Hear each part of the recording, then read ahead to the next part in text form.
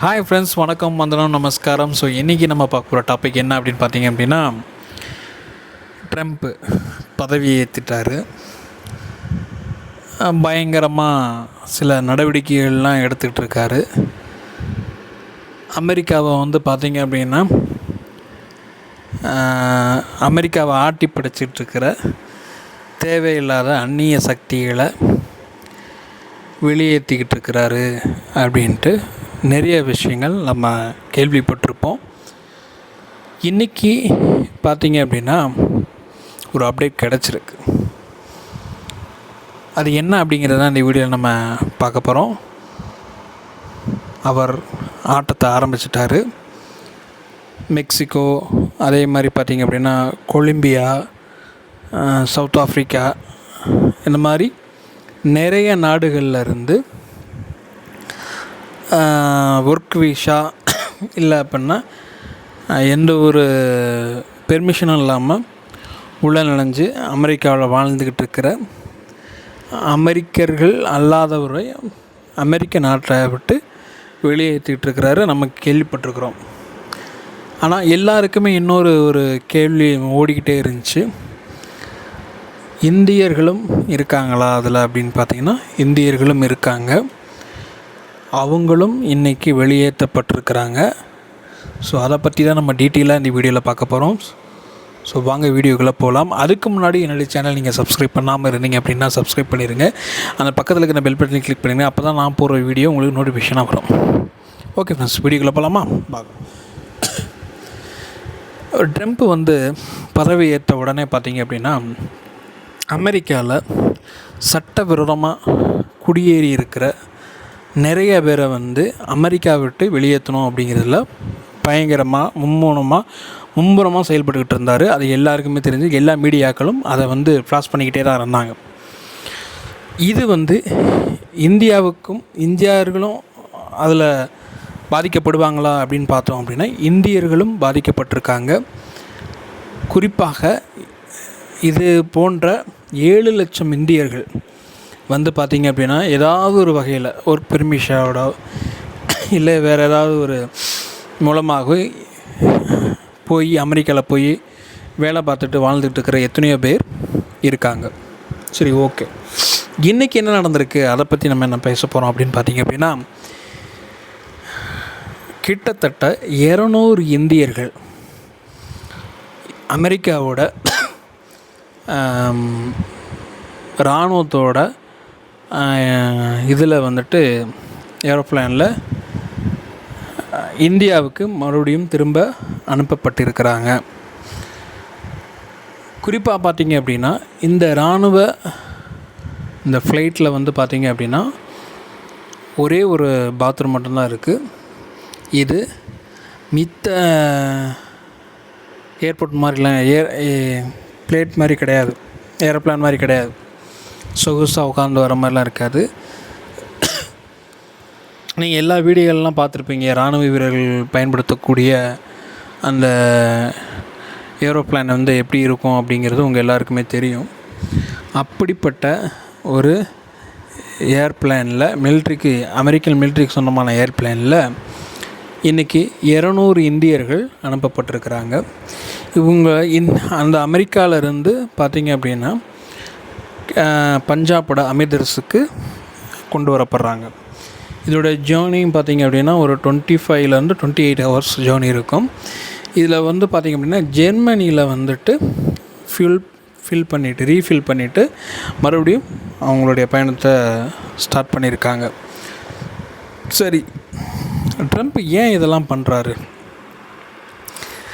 எதனால் ட்ரம்ப் இந்த மாதிரி அமெரிக்காவில் வாழ்ந்துக்கிட்டு இருக்கிற இவங்களெல்லாம் வெளியே அனுப்பிட்டுருக்கிறாரு அப்படின்னு நம்ம பார்த்தோம் அப்படின்னா, ஒரு சில குளறுபடிகள் அமெரிக்காவில் நடந்திருக்கு.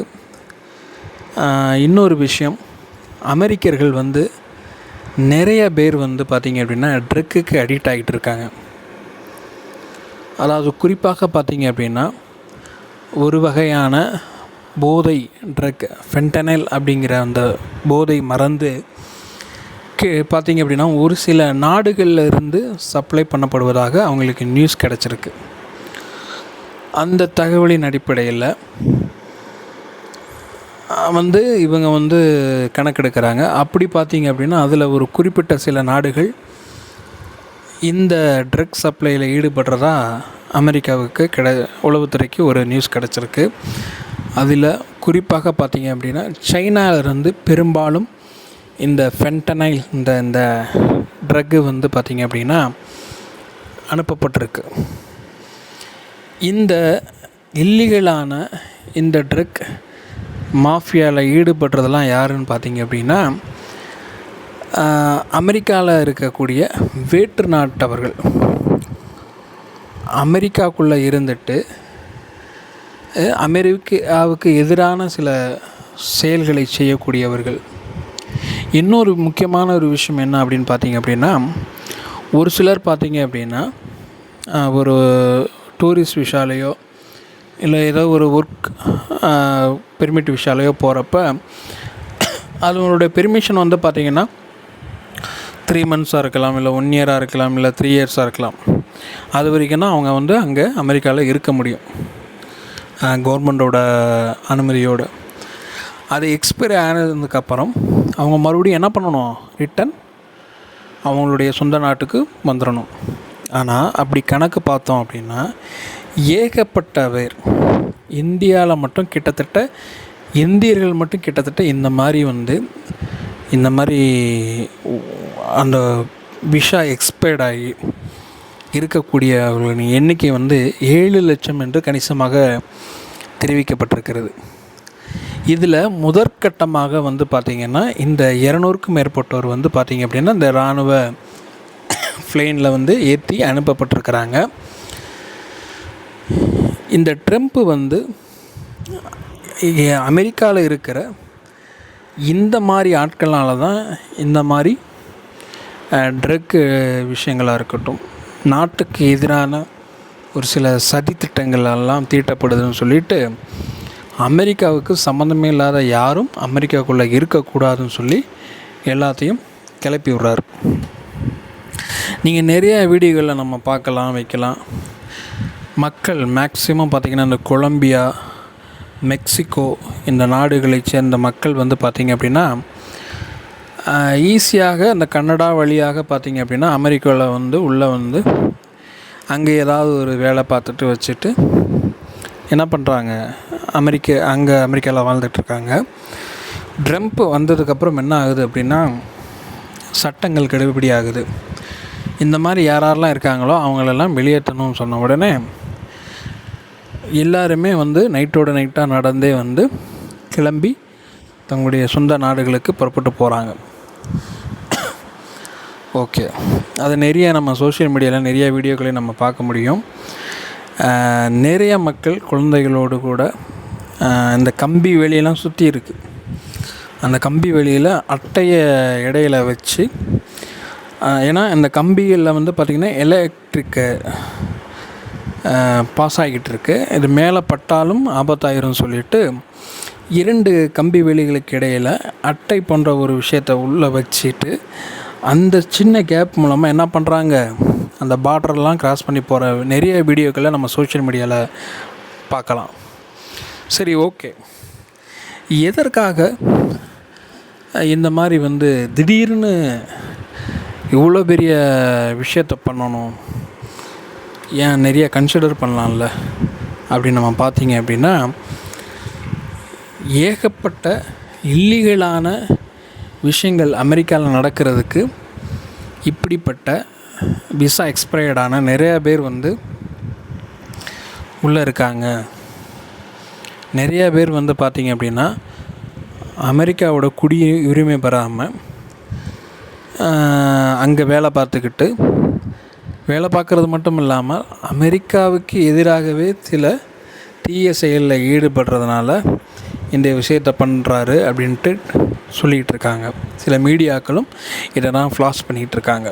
சரி, ஓகே, இந்தியர்களுக்கு இதனால் எவ்வளோ பெரிய பாதிப்பு இருக்கும் அப்படின்னு நம்ம எதிர்பார்க்கப்பட்டிருக்க இந்த நிலையில் இன்றைக்கி முதற்கட்டமாக வந்து நம்ம வந்து 200 பேரை வந்து இன்றைக்கி ஏற்றி அனுப்பிட்டாங்க. கிளம்புங்கடா போங்கடா அப்படின்னு சொல்லிட்டு உங்கள் ஊருக்கு. இப்போ இந்தியாவும் என்ன பண்ணுறாங்க அப்படின்னா அவங்கள வெல்கம் பண்ணுறாங்க.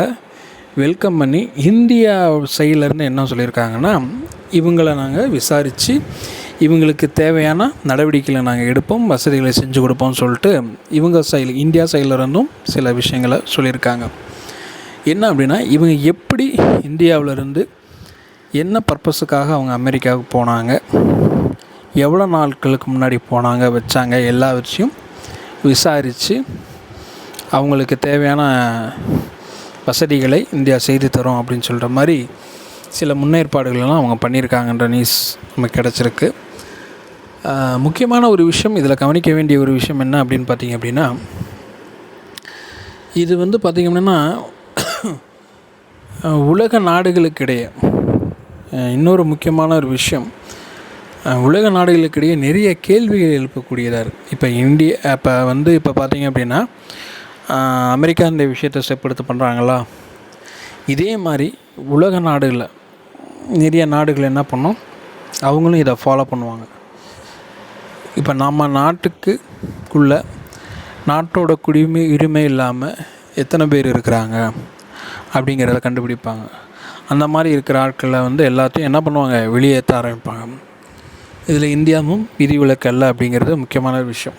ஏன்னா நம்ம நாட்டிலையும் வந்து பார்த்திங்கன்னா ஒரு சில பகுதிகளில் நைஜீரியர்கள் தமிழ்நாட்டில் பார்த்திங்க அப்படின்னா திருப்பூர் மாவட்டத்திலே பார்த்திங்க அப்படின்னா நைஜீரியர்கள்லாம் இருந்திருக்கிறாங்க, கென்யாக்காரங்க இருந்திருக்காங்க, ஆப்ரிக்கன்ஸ் எல்லாம் வேலை பார்த்து இருந்திருக்காங்க. இன்னொரு பகுதிகளில் பார்த்திங்க அப்படின்னா ஒரு சில ஏரியாக்களில் இந்த வெஸ்ட் பெங்கால் இந்த சைடெலாம் இருக்குன்னா பங்களாதேஷ்காரங்களாம் இருந்திருக்காங்க. அதே மாதிரி ஸ்ரீலங்கன்ஸாக இருக்கட்டும், நிறையா பேர் இந்திய நாட்டுக்கு சம்மந்தம் இல்லாதவர்கள் நிறையா பேர் இந்தியாவுக்குள்ளே அவர்கள் என்ன பர்பஸுக்காக வந்தாங்களோ அந்த பர்பஸ் வேலையெல்லாம் முடிஞ்சதுக்கப்புறமும் தன்னுடைய சொந்த நாட்டுக்கு போகாமல் இங்கே இருக்கக்கூடியவர்கள் நிறையா பேர் இருக்காங்க. இப்போ இந்த ஸ்டெப்பையும் என்ன பண்ணுவாங்க, இந்தியாவும் அதுக்கடுத்து எடுக்க ஆரம்பிப்பாங்க. இதே மாதிரி உலக நாடுகளில் இருக்கிற எல்லா நாடுகளும் அந்த தீவிரவாதத்துக்கு எதிராக அதே மாதிரி பார்த்திங்க அப்படின்னா நாட்டுக்கு எதிரான இந்த மாதிரி போதை சம்பந்தப்பட்ட கும்பலை வந்து இது பண்ணணுங்கிறதுக்காண்டி நிறைய ஸ்டெப்புகள் எடுப்பாங்க. அப்படிங்கிறப்ப நிறைய நாடுகளில் நிறைய பேர் அகதிகளாக இருப்பாங்க. அவங்கெல்லாம் வந்து தன்னுடைய சொந்த நாட்டுகளுக்கு அனுப்பப்படுவாங்க. இது ஒரு வகையில் நல்ல விஷயமாக இருந்தாலும் ஒரு வகையில் யோசிக்கிறப்ப வந்து பார்த்திங்க அப்படின்னா அந்த மக்களுடைய அவங்களே வந்து ஏதோ ஒரு காரணத்துக்காக தான் என்ன பண்ணுறாங்க, இங்கே ஒரு தொழில் இல்லை, இங்கே இருந்தால் குடும்பத்தை சம்பாதிக்க முடியாது அப்படின்னு சொல்லிட்டு தான் ஏதோ ஒரு இதுக்கு வந்து பார்த்திங்க அப்படின்னா 30 லட்சம் 40 லட்சம் 50 லட்சம் 60 லட்சம் அப்படின்னு சொல்லிட்டு செலவு பண்ணி அமெரிக்காவுக்கு போகிறாங்க, லண்டனுக்கு போகிறாங்க. போய் அங்கே ஏதாவது ஒரு ஒர்க் பெர்மிஷனில் போகிறாங்க. போயிட்டு அங்கே ஏதாவது ஒரு வேலை கிடைச்சதும் அங்கே வந்து ஏதாவது ஒரு வேலையை பார்த்துட்டு வச்சுட்டு அங்கே அப்படியே செட்டில் ஆகிட்டு அங்கே அவருடைய வாழ்வாதாரத்தை இது பண்ணி கொண்டு போயிட்டுருக்காங்க. ஆனால் ஒரு சிலர் பண்ணுற ஒரு சில தேச துரோக செயல்களால் ஒட்டுமொத்த மக்களும், அதாவது இந்த மாதிரி குடிபெயர்ந்த மக்களும் பாதிக்கப்படுறது ஒரு கேள்வி கேட்கக்கூடிய ஒரு சூழலை உருவாக்குறது. சம்மந்தப்பட்டவங்கெல்லாம் அவங்கெல்லாம் சேஃப்டியாக தான் இருப்பானுங்க. ஆனால் பாதிக்கப்படுறது யாருன்னு பார்த்திங்க அப்படின்னா இந்த அப்ராணி மக்கள்லாம். யோசித்து பாருங்கள், இன்றைக்கி அனுப்பி வைக்கப்பட்டிருக்கிறாங்க. கிட்டத்தட்ட அந்த ஒவ்வொருத்தருக்கும் பார்த்திங்க அப்படின்னா 4 லட்சம் ரூபாய் வரைக்கும் செலவு பண்ணி அமெரிக்கன் கவர்மெண்ட் வந்து செலவு பண்ணி தான் அவங்கள இந்தியாவுக்கு அனுப்பியிருக்காங்களாம். 4 லட்சம் ஒரு ஆளுக்கு வந்து 4 லட்ச ரூபா செலவு பண்ணி தான் தயவுசெய்து உங்கள் நாட்டுக்கு போங்கடா, சொந்த நாட்டுக்கு போங்கடான்னு சொல்லிட்டு அடித்து பற்றி விட்ருக்காங்க. கிட்டத்தட்ட 200 பேர். யோசித்து பாருங்கள், இந்த 200 பேருக்கு 4 லட்ச ரூபா அப்படிங்கிறப்ப கிட்டத்தட்ட 30-40 கோடி ரூபாய்க்கிட்ட செலவு பண்ணி தான் அவங்க எல்லாரையும் ஃப்ளைட்டில் ஏற்றி அனுப்பியிருக்கிறாங்க. சரி, ஓகே, இது ஒரு பகுதியில் இருக்கட்டும். இன்னொரு விஷயம், இன்னமும் பார்த்திங்க அப்படின்னா 7 லட்சம் பேர்கிட்ட இந்த மாதிரி சிச்சுவேஷனில் இந்தியர்கள் அங்கே இருக்காங்க. அது போக பார்த்திங்க அப்படின்னா பிற நாட்டை சேர்ந்தவர்களும் இருப்பாங்க. குறிப்பாக பார்த்திங்க அப்படின்னா ட்ரம்ப்பு வந்ததுக்கப்புறம் பார்த்திங்கன்னா அவருடைய பேச்சு எல்லாமே பார்த்திங்க அப்படின்னா அமெரிக்காவோட நலனை குறித்து தான் யோசிக்கிறார். அமெரிக்காவை மறுபடியும் ஒரு ஸ்டாண்டர்டை கொண்டு வரணும் அப்படின்னு சொல்லிட்டு பலவாறு இது பண்ணுறாரு. அமெரிக்காவுக்கு தேவையான மக்களுக்கு தேவையான நலத்திட்டங்களை கொண்டு வரதில் ரொம்ப ரொம்ப ரொம்ப இன்வால்மெண்ட்டாக இருக்கார். இவருக்கு பேக் போனாக இருக்கிற எலன் மஸ்க்கும் வந்து பார்த்திங்க அப்படின்னா தன் நாட்டை நேசிக்கக்கூடிய ஒருத்தங்களில் இவரும் ஒருத்தர். இவங்க என்ன சொல்கிறாங்க அப்படின்னா, இந்தியா ஒரு சில விஷயங்கள்லாம் அப்டேட் பண்ணியிருந்தாங்க. அதாவது பிறப்பால் வந்து இப்போ வந்து இந்தியா இருக்காங்க, இந்தியாக்காரவங்க இருக்கிறப்ப அங்கே ஒர்க்குக்காக போகிறாங்க. ஒர்க்குக்காக போகிறப்ப பார்த்திங்க அப்படின்னா அங்கே அவங்களுக்கு குழந்தை பிறக்கிறப்ப அந்த குழந்தையின் மூலமாக அவங்க என்ன பண்ணுறாங்க, க்ரீன் கார்டு அப்ளை பண்ணிலாம் பெற்றக்கூடிய வசதிகள் இதெல்லாம் இருந்தது. ஆனால் ட்ரம்ப்பு வந்து அதுக்கு ரொம்ப ஆப்போசிட்டாக இருக்கார்.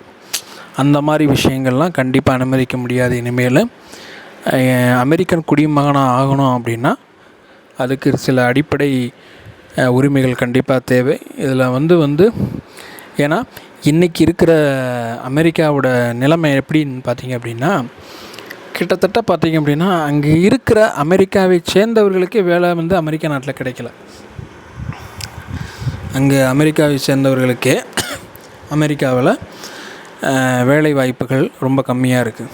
ஏன்னா பிற நாடுகள்லேருந்து வரவங்க எல்லாருமே பிற நாடுகளில் நல்லா படிச்சுட்டு ஒரு நல்ல வேலையை எதிர்பார்த்து வருகிற எல்லாருமே முதலாக செலக்ட் பண்ணுற ஒரு நாடு வந்து அமெரிக்கா தான். அதுக்கப்புறம் தான் லண்டனு, ஜெர்மனி, ஸ்வீஸ் இந்த மாதிரி நாடுகள்.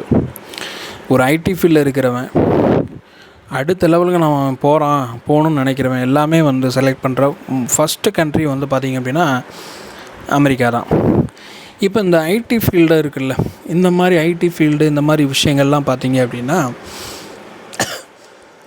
இந்தியாவுக்குள்ளே அது ரன் ஆகிட்டு இருக்கப்போ வந்து இந்தியன் கவர்மெண்ட்டு பார்த்திங்க அப்படின்னா அதுக்கு விதிக்கிற வரி எல்லாம் பார்த்திங்கன்னா ரொம்ப அதிகமாக இருக்குது. இந்த ட்ரம்ப் என்ன சொல்கிறார் அப்படின்னா, இந்தியாவில் இருந்து ஏற்றுமதி செய்யப்படுகிற பொருட்கள் அதிகமாக வந்து என்ன பண்ணப்படுது, அமெரிக்காவில் யூஸ் பண்ணப்படுது. இந்தியாவிலேருந்து நிறைய பொருட்கள் வந்து அமெரிக்காவில் யூஸ் பண்ணுறாங்க. ஆனால் அதுக்கு வரி வந்து கம்மியாக தான் இருக்குது. ஆனால் அமெரிக்கா பொருட்கள் இந்தியாவுக்குள்ளே வருவதற்கு முடியலை, ஏன்னா அதிகமான வரிச்சுமை இருக்குது அப்படிங்கிற ஒரு குற்றச்சாட்டை முன்வைக்கிறார் இந்த விஷயத்தின் மூலமாக. இப்போ இது உண்மையா அப்படின்னு நம்ம பார்த்தோம் அப்படின்னா ஆமாம், உண்மைதான். ஏன்னா இந்தியாவில் பார்த்திங்க அப்படின்னா இருக்கிற பொருட்கள் வந்து நிறைய எக்ஸ்போர்ட் ஆகுது அமெரிக்காவுக்கு. ஒன் ஆஃப் த ரீசன் என்ன அப்படின்னு பார்த்திங்க அப்படின்னா,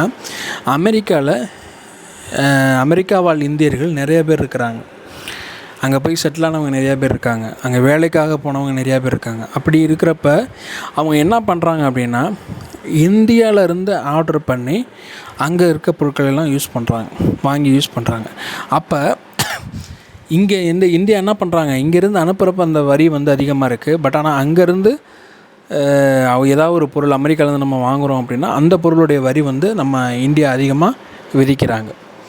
ஸோ அப்படிங்கிறப்ப ட்ரம்ப் எழுப்பியிருக்கிற கேள்வி என்ன அப்படின்னா, இந்தியாவுக்கு பிற நாடுகளிலிருந்து அமெரிக்காவுக்கு வருகிற பொருட்களுக்கு நாங்கள் என்ன வரி விதிக்கிறோமோ அந்த வரியை, குறைவான வரியை இந்தியாவும் என்ன பண்ணணும், அமெரிக்காவிலிருந்து இந்தியாவில் இறக்குமதி செய்யப்படுகிற பொருட்களுக்கு குறைவான வரி விதிக்கணும்னு சொல்லிட்டு கேட்டிருக்கிறாரு. ஓகே, இது ஒரு நியாயமான ஒரு விஷயம்தான். இன்னொரு பக்கம் என்ன அப்படின்னு பார்த்தீங்க அப்படின்னா, எலன் மஸ்கோட அவருடைய ஒரு பிராண்டு தான் டெஸ்லா. அவங்க எல்லாருக்குமே தெரியும். இந்த டெஸ்லா எலக்ட்ரிக் கார் பார்த்திங்க அப்படின்னா கிட்டத்தட்ட 2020களிலேருந்து வந்து பார்த்திங்கன்னா இந்த கம்பெனிங்க ஏன் வரல அப்படின்னு சொல்லிட்டு பல விஷயங்கள்லாம் ஓடிக்கிட்டு இருந்துச்சு. அப்படிங்கிறப்ப அந்த எலன் மஸ்க் வந்து நம்மளுடைய தமிழ்நாடு யூடியூபர் அண்ணன் மதன் கௌரி அவர்களுக்கு அவர் பண்ண ட்வீட்டில் வந்துட்டு ஏன் வந்துட்டு இன்னும் டெஸ்லா வந்து இந்தியாவுக்குள்ளே வரல அப்படின்னு சொல்லிட்டு ஒரு ட்வீட் பண்ணியிருந்தார். அந்த ட்வீட்டுக்கு பார்த்திங்க அப்படின்னா எலான் மஸ்கே வந்து ரிப்ளை பண்ணியிருந்தார். இந்த மாதிரி வந்து இந்தியாவில் வந்து வரிச்சுமை அதிகமான வரி விதிக்கப்படுறது, வெளிநாடுகளிலிருந்து வருகிற பொருட்களுக்கு அதிகமான வரி விதிக்கப்படுகிறது, அது வந்து கட்டுப்படியாகுது, அதனால தான் நாங்கள் இந்தியாவுக்குள்ளே வரணும்னே யோசிக்கல அப்படின்ற மாதிரி ஸ்டேட்மெண்ட் விட்டுருந்தார். அவரும் ட்வீட் பண்ணியிருந்தார். இதுதான் one of the reason. So இப்போ ட்ரம்ப் என்ன பண்ணுறாரு அப்படின்னா, தன்னுடைய நாட்டோட பொருளாதாரத்தில் ரொம்ப இதாக இருக்கிறார், கவனமாக இருக்கிறார். அதே மாதிரி பார்த்திங்க அப்படின்னா இந்த பனாமா கால்வாயை வந்து சைனா வந்து ரொம்ப சொந்தம் கொண்டாடணும் அப்படின்னு நினச்சிட்ருக்கிறப்ப, இது எங்களுக்கு சொந்தம், நாங்கள் தான் இந்த வழியாக அதிகமாக என்ன பண்ணுறோம், டிரான்ஸ்போர்ட் பண்ணிகிட்ருக்கோம், ஸோ அதிகமான டிரான்ஸ்போர்ட்டை இதெல்லாம் நாங்கள் தான் பண்ணிகிட்ருக்கோம் அப்படின்றப்ப, இதை சீனா சொந்தம் கொண்டாடுங்கிற இடத்துல இந்த ட்ரம்ப் வந்ததுக்கப்புறம் அவர் என்ன சொல்கிறாருன்னா, பனாமா கால்வாயை வந்து எங்களுக்கு தான் உரிமை இருக்குது, அதை எந்த இடத்துலையும் எந்த டைம்லையும் நாங்கள் என்ன பண்ண மாட்டோம், மற்றவங்கள சொந்தம் கொண்டாட விட மாட்டோம் அப்படின்னு சொல்லிட்டு ஒரு திமிராக தான் பேசிகிட்ருக்கார். சரி, ஓகே. இப்போ அடுத்து நடக்கிற ஒரு சில விஷயங்கள்லாம் நம்ம பார்க்குறப்ப, ட்ரம்ப் வந்து ஒரு சில விஷயங்கள்லாம் பண்ணார் எதுக்கு முன்னாடி இருக்கிறப்ப. இந்த மாதிரி வந்து அதிக வரி விதிக்கக்கூடிய அமெரிக்காவோட பொருட்கள் இறக்குமதி செய்யப்படுகிற இடங்களில் அதிக வரி விதிக்கப்படுறப்ப இவரும் என்ன பண்ணுறாரு, அங்குள்ள அமெரிக்காவோட இதோட வரியையும் அதிகப்படுத்தினார். இந்த மாதிரி நிறைய ப்ராப்ளங்களும் போச்சு, பொருளாதார தடவைலாம் விதித்தாங்க, நிறைய இஷ்யூலாம் போச்சு. அதுக்கப்புறம் அவர் இது பண்ணி பைடன் வந்தார், மறுபடியும் வந்து சும்மானம் போச்சு. இப்போ மறுபடியும் ட்ரம்ப் வந்து கொஞ்சம் அதிரடி காட்டிகிட்டு தான் இருக்காருன்னு சொல்ல முடியும். இந்த வீடியோ மூலம் இந்த வீடியோ பார்க்குற நீங்கள் என்ன நினைக்கிறீங்க? ஏதோ ஒரு கஷ்டத்தில் ஏதோ ஒரு காரணத்தினால இடம்பெயர்ந்து போய் தங்களுடைய வாழ்வாதாரத்துக்காக வாழ்ந்துக்கிட்டு இருக்கிறாங்க. அவங்கள எந்த ஒரு காரணமும் இல்லாமல் அவங்கள எப்படி அவங்க ரொம்ப நாளாக இருக்கலாம், அவங்களுக்கு ஏதாவது அவங்களுக்கு டைம் கொடுத்து அவங்களுக்கு இது பண்ணலாம்.